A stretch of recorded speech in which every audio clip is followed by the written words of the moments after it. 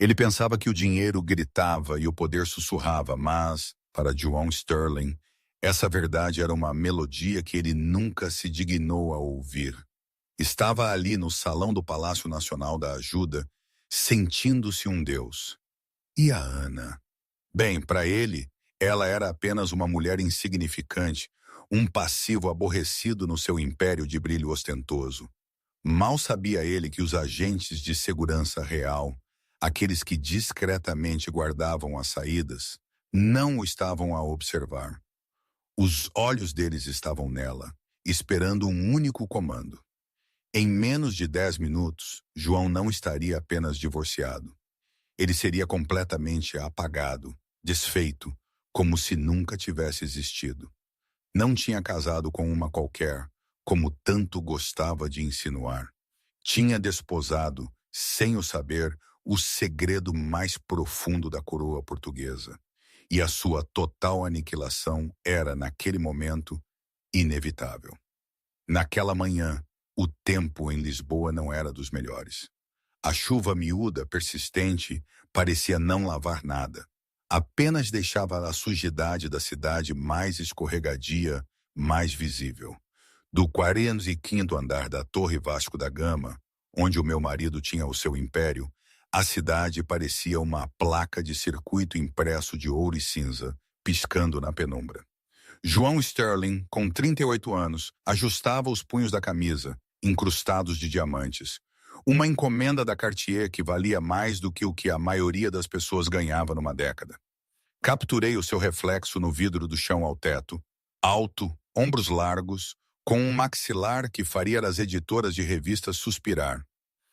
Ele era o rosto da fintech moderna, um homem que tinha transformado uma pequena herança num império global. Depois de um momento de autocontemplação, ele virou-se da janela, os olhos pousando em mim, sentada na beira do sofá de veludo expansivo. Ana. Esse era o nome que ele achava que eu era. Eram 5 anos de Isabelle, 5 anos de uma versão de mim que ele moldara com as suas expectativas e a sua crueldade casual.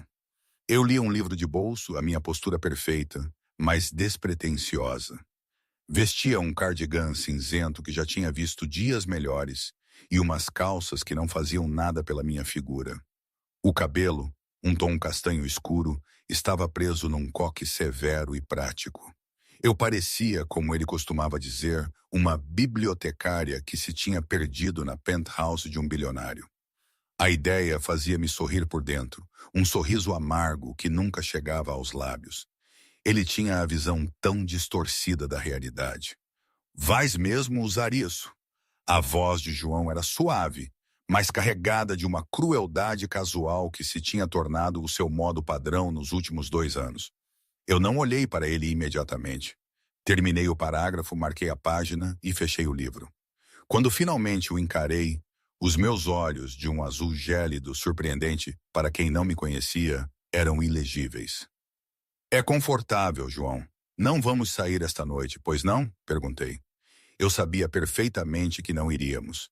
Mas parte da fachada era a minha suposta inocência, a minha falta de jeito para o mundo dele. Eu vou, João corrigiu, dirigindo-se ao wet bar para servir um scotch. Tenho um jantar com a administração na Torre Vasco da Gama. Tu ficas aqui. Ele nem precisava de dizer. Eu sempre ficava. Essa era a minha função. Claro, respondi suavemente. Não quereria aborrecê-los. Uma pontada de satisfação mordaz percorreu-me. Aborrecê-los? Se eles soubessem. Não é por causa do tédio, Ana. João suspirou, dando um gole no líquido âmbar. É por causa da imagem. Tu já não encaixas. Olha para ti. Pareces pronta para fazer bolachas, não para ser anfitriã de uma discussão de fusão. Quando me casei contigo, as coisas eram diferentes. Eu estava a começar. Precisava de alguém seguro. Seguro? A palavra pairou no ar, pesada e carregada. Sim, ele precisava de segurança. 5 anos antes, João tinha sido um gênio estressado, maníaco, à beira do burnout. Tinha me conhecido numa cafetaria em 7 Rios, em Lisboa. Eu era calada, um enigma que nunca falava da minha família ou do meu passado. Tinha dito que trabalhava em logística para o governo. Ele presumia que eu queria dizer arquivar papéis. Eu era a sua calma na tempestade. A única pessoa que supostamente não ligava para a sua conta bancária. O problema é que eu não ligava mesmo. Para os zeros e uns, eu ligava para o acesso que essa proximidade me dava. Mas, à medida que a riqueza de João disparou, a sua necessidade de calma foi substituída por uma fome insaciável de estatuto. Ele queria um troféu, alguém que brilhasse. A Sofia vai encontrar-me lá, João disse, observando a minha reação de perto. Ele queria ver-me chorar. Queria que eu lutasse. O meu silêncio enfurecia-o mais do que os meus cardigans. Sofia Moretti, a filha de um magnata da navegação italiano. Ela tinha 24 anos, barulhenta, deslumbrantemente bonita e coberta de marcas de luxo. Ela era tudo o que eu, na minha persona Diana, não era. Eu apenas acenei com a cabeça, pegando no meu chá. Passa um bom tempo, João. Não bebas o Scott a mais, se fores tu a conduzir o Aston Martin. João bateu o copo na bancada de mármore. O som ecoou pelo apartamento maciço e vazio. É só isso, sem ciúmes? Sem como pudeste? Tu não tens espinha, Ana. Às vezes pergunto-me se há realmente uma pessoa aí dentro, ou se és apenas um fantasma a assombrar o meu apartamento. Ele agarrou no casaco. Estou farto do fantasma, Ana. Quero uma mulher de verdade. Ele saiu, a porta pesada de carvalho a bater atrás dele. Fiquei sentada no silêncio por um longo momento. Depois, levantei-me e caminhei até a janela, onde João tinha estado parado. Observei o seu carro sair da garagem subterrânea e misturar-se no trânsito de Lisboa. Levei a mão ao bolso do meu cardigan, cinzento e oversized, e tirei um telefone. Não era o último iPhone que João me comprara para manter as aparências. Era um aparelho preto pesado, sem marcas de qualquer tipo, com um scanner biométrico na parte de trás. Pressionei o polegar no sensor. O ecrã brilhou vermelho, depois verde. Estado, disse. A minha voz já não era suave e insignificante. Era aço, a voz de uma comandante. Uma voz crepitou no meu ouvido. Nítida, autoritária e distintamente britânica, mesmo através da ligação satelital. Alvo em movimento, senhora. Perímetro seguro. Continuamos com o sinal verde para a extração? Ainda não, sussurrei, os meus olhos azuis a seguir as luzes traseiras vermelhas do carro do meu marido. Ele ainda não cometeu o erro, mas está perto. Deixem o jogo correr. Compreendido. O diretor manda os cumprimentos. Pergunta se está pronta para sair do frio. Toquei o reflexo do meu rosto no vidro. Em breve. Só tenho uma ponta solta para amarrar. Terminei a chamada, coloquei o telefone de volta no bolso e voltei ao meu livro. Para o mundo, eu era a esposa aborrecida e oprimida de João Sterling. Mas o mundo estava prestes a aprender que nunca se julga uma arma pela sua caixa. Às vezes, quando não conseguia dormir à noite, a minha mente regressava aos dias de treino. Havia um ditado antigo, uma espécie de mantra sussurrado pelos veteranos. A paciência é a arma mais afiada. Não o tiro que derruba, mas a espera que enfraquece. Pensava na minha mentora, a comandante Archer. Ela tinha aquele ar de velhinha simpática, mas os olhos dela viam tudo. Lembro-me dela uma vez, enquanto fazíamos um exercício de infiltração, a dizer-me: Ana, a maior ameaça nunca é o inimigo que grita. É o que se camufla, o que se adapta. O inimigo não te pode prender se não souber que existes. E eu, por mais que detestasse a vida que levava, com os seus cardigans e os seus jantares de micro-ondas, sabia que ela tinha razão. Eu tinha de ser o fantasma no seu apartamento até o momento certo. O convite chegou 3 dias depois. Não foi enviado pelo correio. Foi entregue em mão por um estafeta de fato escuro que exigiu um scanner de retina antes de entregar o envelope. Era um cartão creme pesado, com as bordas em folha de ouro. O brasão no topo não pertencia a uma corporação ou a uma caridade. Era o brasão real da Casa de Bragança. O gala da Fundação Real. João leu em voz alta, as mãos a tremerem ligeiramente. No Palácio Nacional da Ajuda. Convidado de honra, Sua Alteza Real, o Duque de Coimbra. Isto era o círculo íntimo. O evento em que os bilionários gastavam milhões para tentar entrar, apenas para serem rejeitados.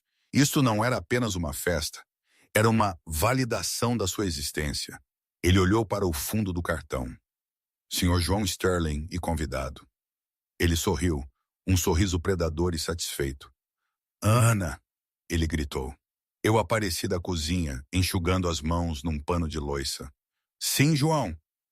Vamos sair, ele disse agitando o convite. Sábado à noite, o gala da Fundação Real. Eu congelei. Pela primeira vez em anos, João viu um vislumbre de emoção genuína no meu rosto. Seria medo, pânico, uma mistura de ambos, talvez. Medo pela vulnerabilidade do meu papel, pânico pela proximidade. O gala real? Perguntei, a voz tensa. João, acho que não é uma boa ideia. Eu não me dou bem com esse tipo de multidão. Os protocolos de segurança, só por si? A desculpa saiu meio forçada. Tentar argumentar era parte da farsa. Ah, para com isso, João zombou. Estás a agir como se fosses uma fugitiva. É um baile, Ana. Tu bebes champanhe, sorris e tentas não me envergonhar. Ele caminhou até mim, pairando sobre a minha figura. E, por falar em envergonhar-me, vamos resolver isso. Ele gesticulou vagamente para o meu corpo inteiro. Contratei uma stylist. Ela vem amanhã. Nada de cardigans. Vais vestir o que eu te disser para vestir e vais parecer uma Sterling. João, por favor, eu disse dando um passo atrás. Leva a Sofia. Ela adora este tipo de coisas. Eu fico aqui. Não posso levar a Sofia. João estalou. A verificação para este evento é insana. Fizeram uma investigação de antecedentes sobre nós, como casal, há meses. Aparentemente, se aparecer com uma amante, o dinheiro antigo e conservador naquela sala vai ostracizar-me antes que eu consiga passar pela porta. Tu és a minha mulher. Tu és o adereço de que preciso para parecer estável e respeitável. Ele inclinou-se perto, o seu perfume a sobrepujar-me. Tu deves-me isto, Ana. Eu pago a tua comida, o teu teto, a tua patética vidinha. Por uma noite, vais ganhar a tua subsistência. Olhei para o chão. Ok, João, eu vou. Bom, ele verificou o relógio. Vou encontrar-me com a Sofia para almoçar. A stylist chega às 9h em ponto. Não sejas difícil. Quando ele saiu, não voltei para a cozinha. Fui para o quarto principal, abri o cofre no fundo do armário usando o código que João achava que eu não sabia e tirei uma pequena caixa de veludo. Dentro estava um anel de sinete simples de prata. Parecia velho, sujo e sem valor. Deslizei-o para o meu dedo mindinho. Encaixava perfeitamente. Ele quer um espetáculo. Sussurrei para o quarto vazio. Vou dar-lhe um espetáculo. Sábado chegou com uma tempestade de atividade. A stylist, uma mulher frenética chamada Cláudia, chegou com araras de vestidos. João, no entanto, já tinha pré-selecionado o vestido. Era um desastre. Era uma monstruosidade de tafetá rosa neon que parecia algo que uma adolescente usaria para um baile de finalistas nos anos 80. Era apertado, berrante e completamente inadequado para um gala real. Ele pediu especificamente este, Cláudia disse, apologética, segurando o vestido. Ele disse que quer que a senhora pareça jovem e vibrante. Toquei no tecido barato. Eu sabia exatamente o que João estava a fazer. Ele não estava a tentar fazer-me parecer bem. Estava a armar-me uma cilada. Queria que eu parecesse ridícula para que ele pudesse brilhar por comparação. O marido sofisticado, sobrecarregado pela esposa de mau gosto. Era uma jogada de poder para justificar a minha substituição mais tarde. Olhem para ela, diria ele aos seus amigos. Como posso levá-la a sério? Veste isso! A voz de João ecoou da porta. Ele já estava vestido com um smoking azul meia-noite, parecendo em tudo um magnata. Olhei para o vestido. Podia recusar. Podia usar a minha posição. Um telefonema e a sua autorização de segurança seria revogada e as suas contas bancárias congeladas. Ainda não. A disciplina na minha mente sussurrou. A armadilha precisa de estar totalmente montada. É adorável, João, menti. Vestia o vestido, apertava nos sítios errados. Contrastava com a minha pele pálida. Quando saí, João sorriu maliciosamente. Perfeito, disse ele. Estás visível. Ele agarrou no meu braço, o aperto magoando. Agora, ouve-me. Esta noite só falas quando te falarem. Se o Duque ou qualquer pessoa importante se aproximar de nós, acenas e sorris. Não fales das tuas tricô, nem dos teus livros, ou de qualquer disparate aborrecido que te enche essa cabeça. Estou a ser claro. Claríssimo, eu disse sem emoção. Pegamos no elevador até a limusina que nos esperava. Enquanto o motorista abria a porta, o telefone de João vibrou. Ele verificou e sorriu. Mudança de planos, disse ao motorista. Parar primeiro no Pestana Palace. Por quê? Perguntei. A Sofia vem conosco. João disse casualmente, verificando o seu reflexo na janela do carro. Eu fiquei rígida.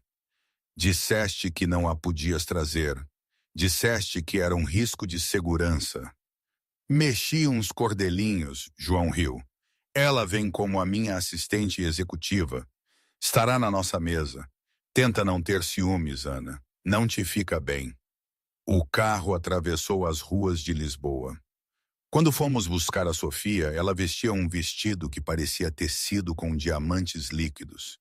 Era elegante, sem costas e custava mais do que uma casa. João!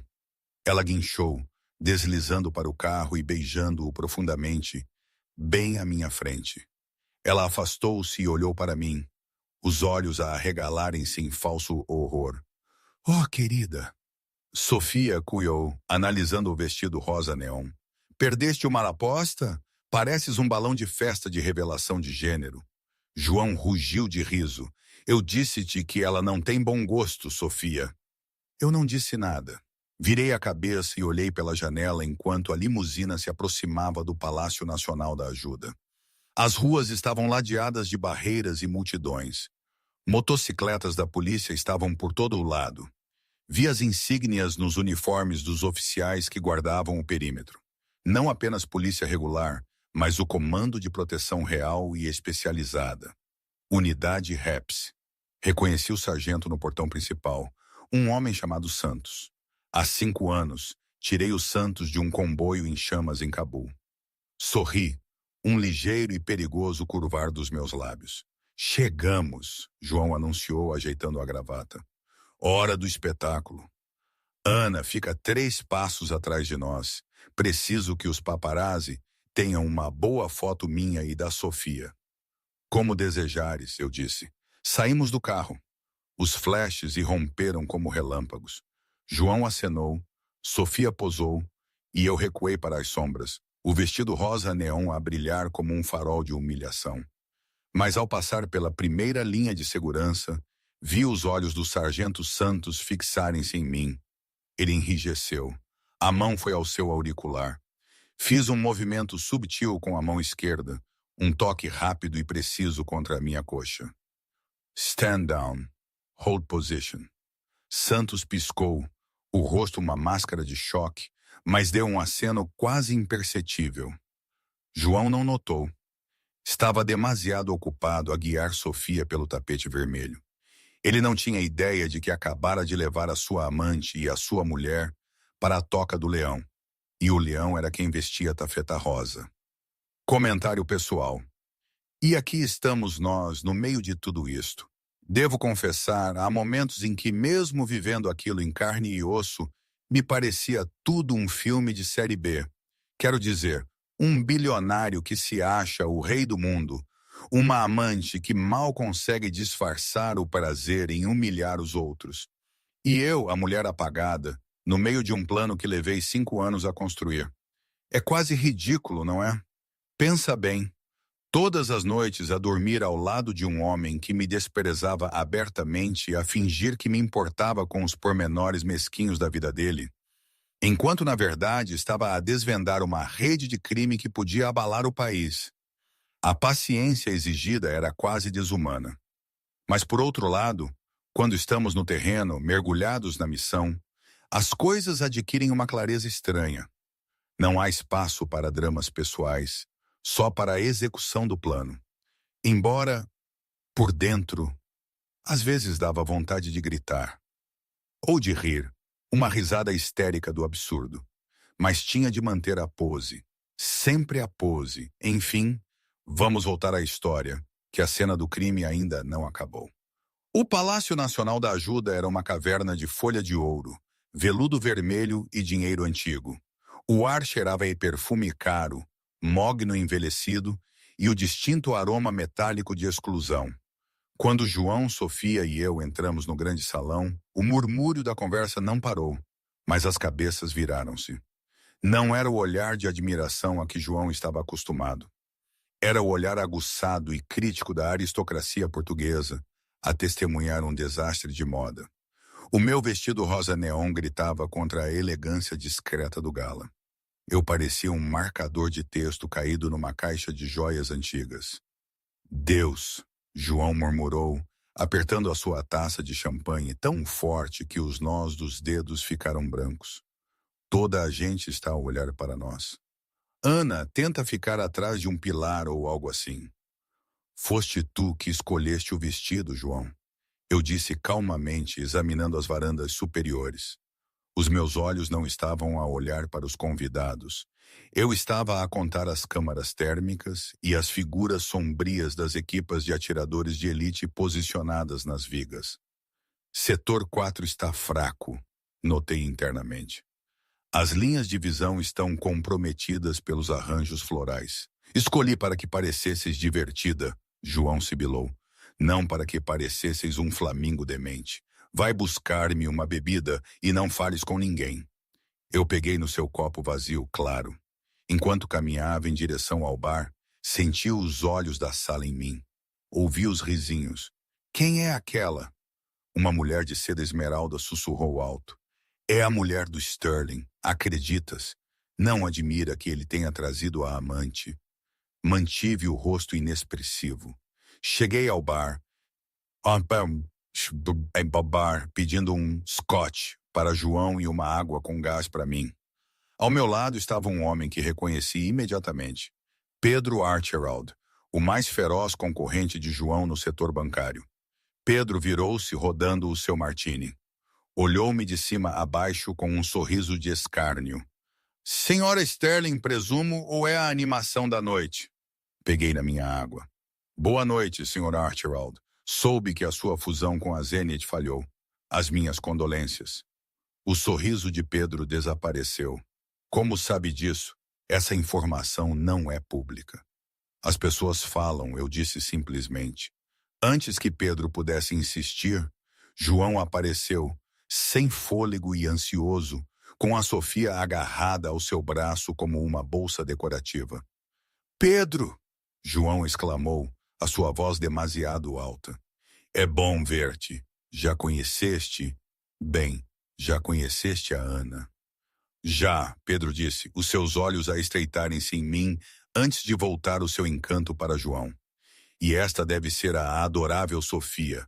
Uma melhoria, se me permite a ousadia, João. João riu, um som seco e feio.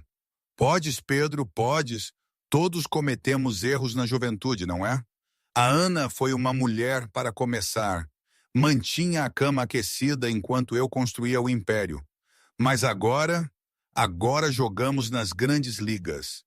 Ele abraçou a Sofia, apertando a sua cintura. A Sofia é o futuro. A Ana é apenas um encargo. Sofia riu, olhando para mim com pena. Oh, Não sejas tão mau, João. Ela esforça-se. Olha para o coquezinho dela. É tão pitoresco. Fiquei perfeitamente imóvel. A humilhação era absoluta. O meu marido estava abertamente a discutir a minha substituição com o seu rival à frente da sua amante, enquanto eu estava ali, vestida como uma palhaça. Sabes, Pedro disse, inclinando-se conspiradoramente. O rumor é que o Duque procura novos parceiros de investimento privado para a Casa Real. Bilhões em liquidez. Estou a planear a minha apresentação esta noite. Entra na fila? João sorriu maliciosamente. Já mandei a minha equipa preparar um portfólio. Assim que o Duque me conhecer, verá que a Sterling Global é a única escolha. Só preciso de um momento de conversa. Bem, Pedro riu, gesticulando para mim com o copo. Só certifica-te de que não o apresentas a ela. A família real valoriza o decoro. Um olhar para esse pesadelo rosa e o Duque vai pensar que estás a gerir um circo. O rosto de João escureceu.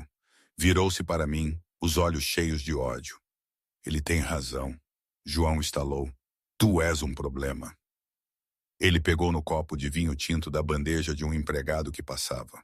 Ops, João disse inexpressivo. Inclinou a mão.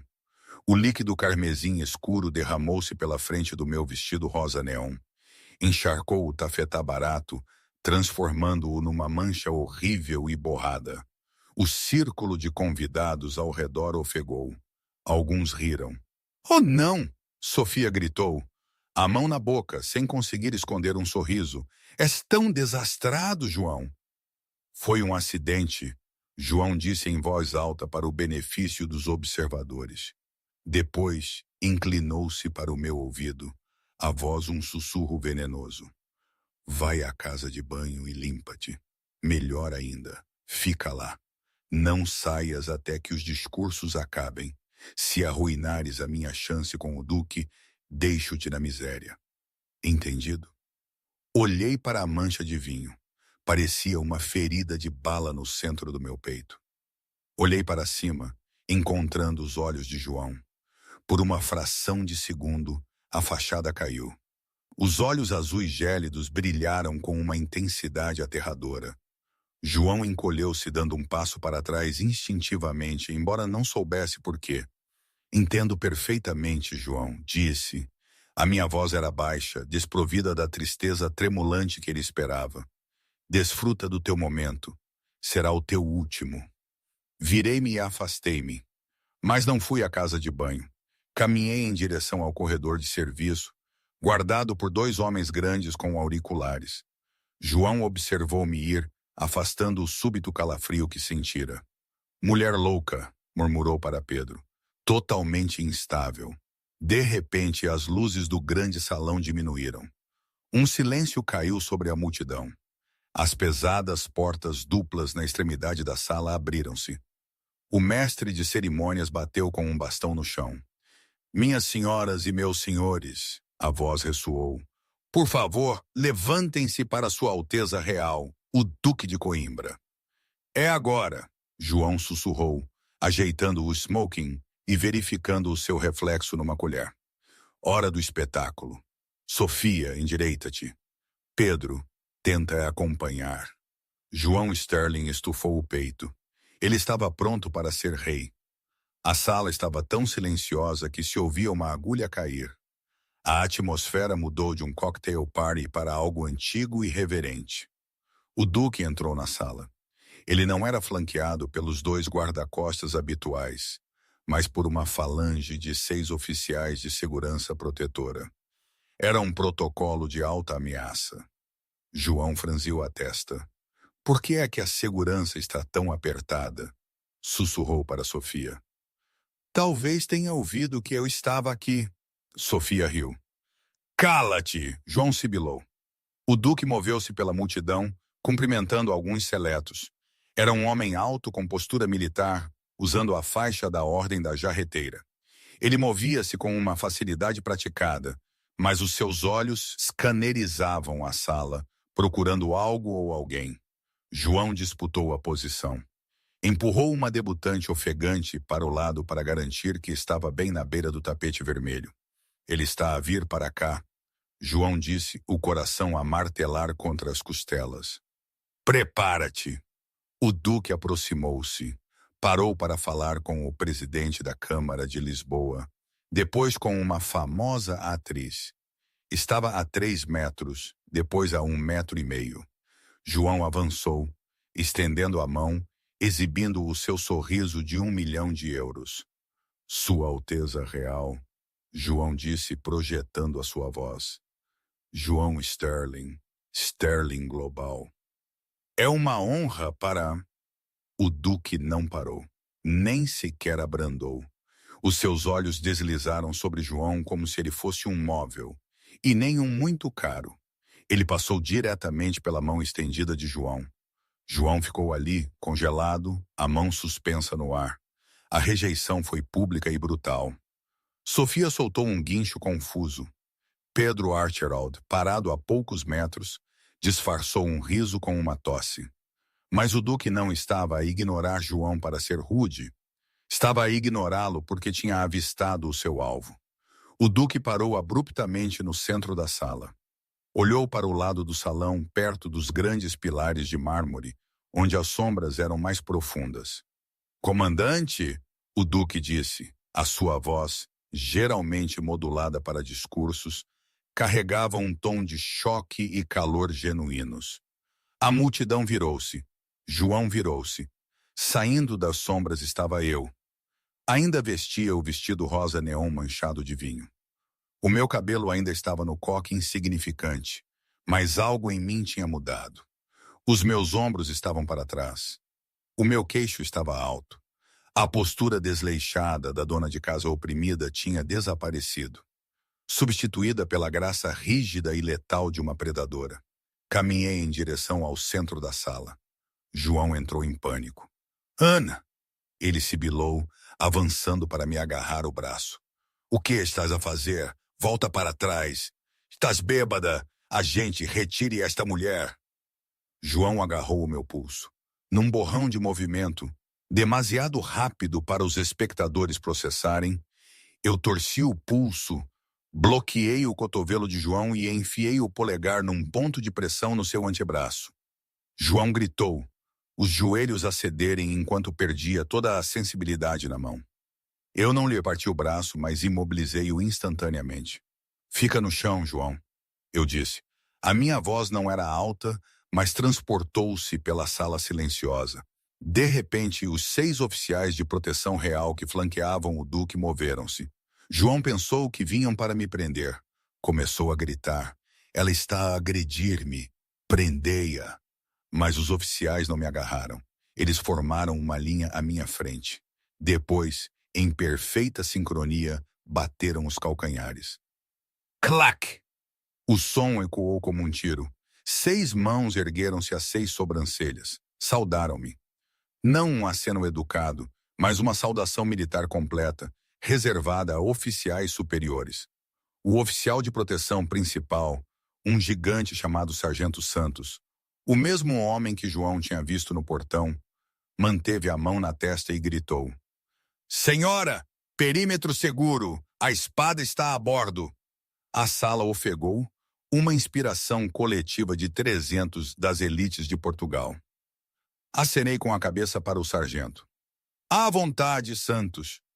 Os oficiais baixaram as mãos e imediatamente viraram-se para fora, formando um círculo protetor ao meu redor e do duque, empurrando João e Sofia de volta para a multidão. João estava de joelhos, agarrando o braço dormente, o cérebro incapaz de processar o que estava a ver. A sua insignificante mulher, o seu caso de caridade. A guarda real estava a receber ordens dela. O duque de Coimbra avançou, ignorou a mancha no meu vestido e pegou nas minhas 2 mãos. Inclinou a cabeça. Uma quebra de protocolo tão grave que sinalizava profunda intimidade e respeito pessoal. Ana, o duque disse, a voz embargada de emoção. Disseram-nos que tinhas morrido, a ceifadora de Cabul. Pensamos que te tínhamos perdido há 5 anos. Precisei de desaparecer, senhor. Respondi, a voz firme. A reforma não me assentou. mas estive a observar. O serviço não tem sido o mesmo sem a sua comandante, o Duque disse. Olhou para o vestido rosa, depois para a mancha de vinho. A sua expressão endureceu em gelo real. Olhou para isto, olhou para além de mim, para João, que estava a levantar-se pálido e a tremer. É este? O Duque perguntou, a voz caindo para um registro perigoso. O disfarce.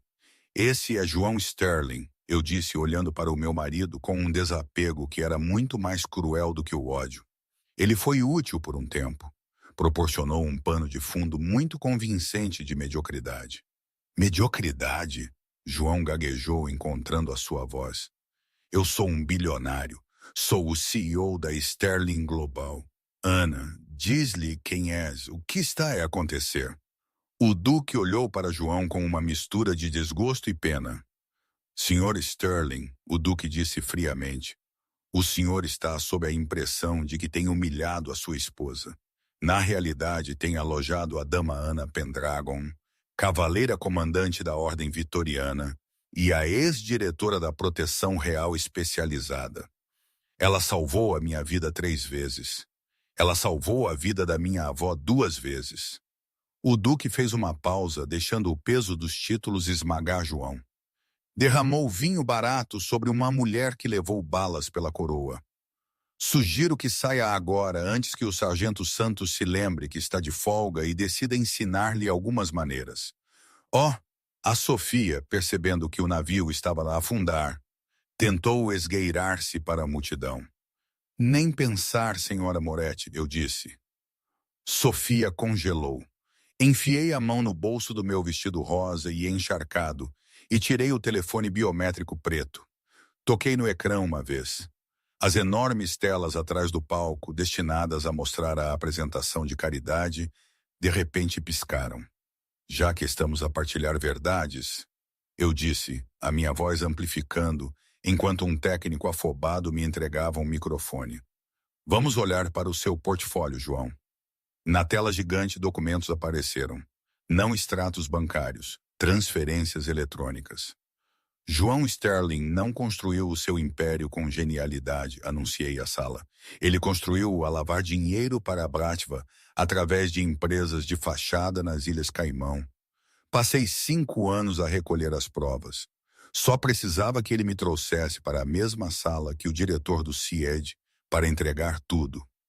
Apontei para um homem de cabelo grisalho no fundo da sala, que estava a beber champanhe e a acenar lentamente com a cabeça. A extração está completa, eu disse ao microfone. Incendeiem tudo.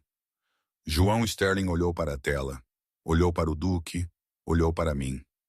Ana, ele sussurrou. Eu sorri. Foi o primeiro sorriso genuíno que ele vira em anos. O meu nome não é Ana Sterling, disse. E estás falido, João. O silêncio no Palácio Nacional da Ajuda quebrou-se. Não com aplausos, mas com o ruído caótico e aterrador de uma vida a ser desmantelada em tempo real. João Sterling estava no meio das ruínas da sua reputação. A tela gigante acima dele continuava a alternar PDFs incriminadores, e-mails para operacionais de cartéis conhecidos, transferências eletrônicas disfarçadas de doações de caridade e projetos para servidores offshore, ilegais. Isto é falso, João gritou, a voz embargada. Olhou à volta da sala, desesperado por um aliado. Pedro, diz-lhes, sabes como estes hackers funcionam?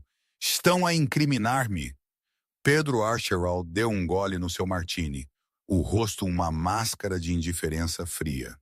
Deu um passo deliberado para trás, ampliando a distância entre ele e João. Receio não o conhecer o suficiente para dizer, Sr. Sterling. Na verdade, acredito que nunca nos conhecemos. A traição mordeu, mas não foi nada comparado ao movimento das portas. As pesadas portas de carvalho abriram-se novamente. Desta vez, não era a realeza a entrar. Era um esquadrão de agentes em equipamento tático, com o logo da PJ, a Polícia Judiciária. João Sterling, um agente-chefe gritou, A voz a ecoar pelo sistema de som. Alvo seguro! João cambaleou para trás, chocando com a Sofia. Faz alguma coisa, gritou para ela. Liga para os meus advogados. Liga para o primeiro-ministro. Sofia, observando os agentes armados invadirem a sala, fez um cálculo. Olhou para João, suado e arruinado, e depois para mim, que estava envolta num círculo protetor de guardas reais, parecendo uma rainha guerreira apesar do vestido rosa com vinho. Eu não sabia. Sofia guinchou, levantando as mãos. Virou-se para a equipa de câmaras mais próxima, as lágrimas a escorrerem instantaneamente pelo rosto. Eu não sabia. Ele enganou-me. Eu sou uma vítima aqui. Ela empurrou João para longe dela. Afasta-te de mim, criminoso. João olhou para ela, atordoado. Sofia, não me fales, ela chorou, a encenar para a multidão. Observei este espetáculo com um distanciamento frio e clínico. Avancei, os oficiais de proteção real a abrirem caminho para que eu passasse. Parei a 2 passos de João. Os advogados não vão atender, João. Eu disse suavemente, porque congelei os honorários há 5 minutos. E o primeiro-ministro está a ser informado de como a sua empresa fintech era, na verdade, um funil para roubos cibernéticos da Coreia do Norte. Estás radioativo. João olhou para mim. Realmente olhou para mim. Durante 5 anos ele vira uma mulher sem brilho, cinzenta, que existia para servi-lo. Agora ele via os ângulos afiados do meu rosto, a inteligência a arder nos meus olhos, a postura de uma mulher que caçara homens muito mais perigosos do que ele. Por que? João sussurrou. A luta a esvair-se dele. Por que ficaste? Se eras esta super espiã, por que ficaste por 5 anos? Por que deixaste-me tratar-te como lixo? Por que usavas os cardigans? Os insultos, o tédio. Inclinei a cabeça. Por que, João, o algoritmo fantasma que usaste para esconder o teu dinheiro era bom? Era criptografia de nível militar. A única forma de o quebrar era ter acesso físico aos teus dados biométricos todos os dias, durante anos. Precisava dos teus scans de retina enquanto dormias. Precisava das tuas impressões digitais nos teus copos de vinho. Precisava de mapear os teus padrões de voz. Dei um passo mais perto, a minha voz caindo para um sussurro que só ele podia ouvir. Não fiquei porque era fraca. Fiquei porque estava a trabalhar. Cada vez que me insultavas, cada vez que me ignoravas para atender uma chamada, estavas a dar-me o acesso de que precisava. Tu achavas que eu era a tua prisioneira, mas tu eras apenas a minha missão. Os agentes da PJ chegaram até eles. Não pediram a João para vir em silêncio. Eles separaram as suas pernas e atiraram-no contra o pilar mais próximo, algemando as suas mãos atrás das costas. João Sterling, o oficial, leu-lhe os seus direitos. Está sob prisão por alta traição, lavagem de dinheiro e conspiração para cometer terrorismo doméstico. Traição? João ofegou enquanto o puxavam. Terrorismo? Era só evasão fiscal. O dinheiro que moveste financiou uma célula em Setúbal. Eu disse, a minha voz a transformar-se em gelo. Paramo-los, mas tu pagaste os seus suprimentos. Isso faz de ti um terrorista, João.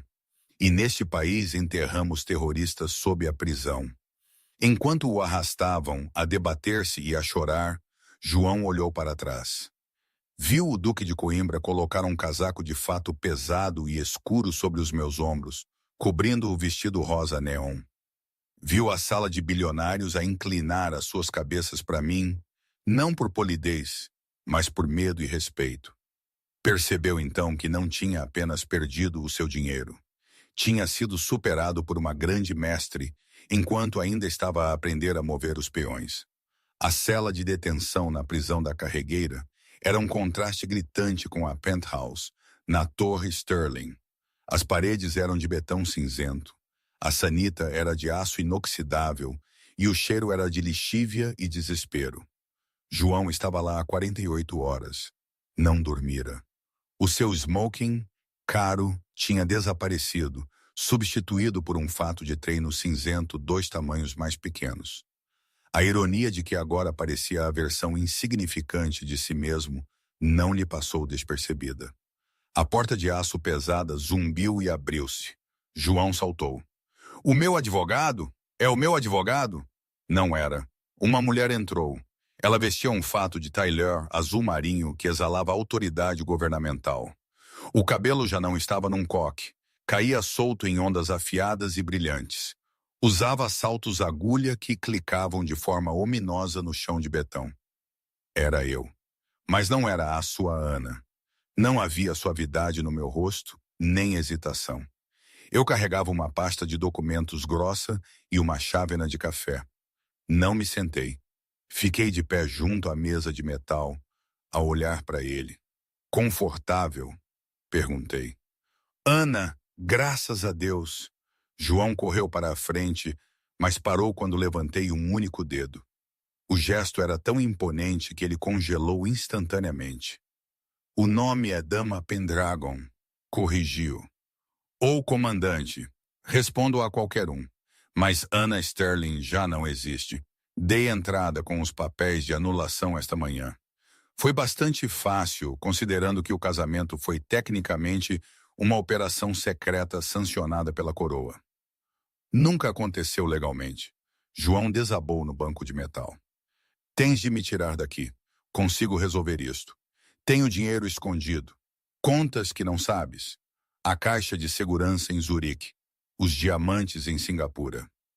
Dei um gole no meu café. A caixa de Zurique continha 3 milhões em obrigações ao portador. Apoderamo-nos dela às 09h de ontem. Os diamantes em Singapura foram recuperados pelas autoridades locais 1 hora depois. Não tens nada, João. Estás atualmente 400 milhões em dívida ao governo português por impostos não pagos e multas. João enterrou a cabeça nas mãos. E a Sofia, ela sabe? Sofia Moretti está atualmente na cela ao lado da tua. Eu disse, um toque de divertimento na voz. Está a cantar como um canário. Contou-nos sobre os subornos que pagaste às autoridades portuárias de Sines. Ela está a tentar um acordo. Ela é uma traidora, João gritou. Ela é uma sobrevivente, encolhi os ombros. Como eu, só que eu sou melhor nisso. Atirei a pasta de documentos para a mesa. Deslizou e atingiu o braço dele. O que é isto? João perguntou. Um acordo de confissão, eu disse. João abriu. Os seus olhos arregalaram-se. Prisão perpétua. Isto é um acordo? É melhor do que a alternativa, eu disse, inclinando-me.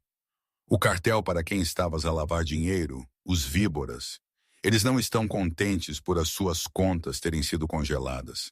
Sabem que tu és o elo fraco. Se fores para a população geral, não duras 1 semana. Alguém te esfaqueará no duche pelo preço de um maço de cigarros. João empalideceu. Este acordo, toquei no papel, coloca-te numa ala de segurança máxima, confinamento solitário, 23 horas por dia numa caixa. Mas estarás vivo. Estarás seguro. Queres que eu apodreça numa caixa para o resto da minha vida? João sussurrou. Depois de tudo, Ana, eu amei-te à minha maneira. Eu amei-te. A minha expressão finalmente quebrou. Um vislumbre de raiva genuína irrompeu através da máscara profissional. Não, não amavas, eu disse bruscamente. Amavas ter um animal de estimação. Amavas ter alguém para chutar quando te sentias pequeno. Amavas o poder. Tu humilhaste-me em público, João. Fizeste-me sentir pequena para te sentires grande. Sabes como é difícil fingir ser fraca quando sabes que podias matar um homem com as tuas próprias mãos?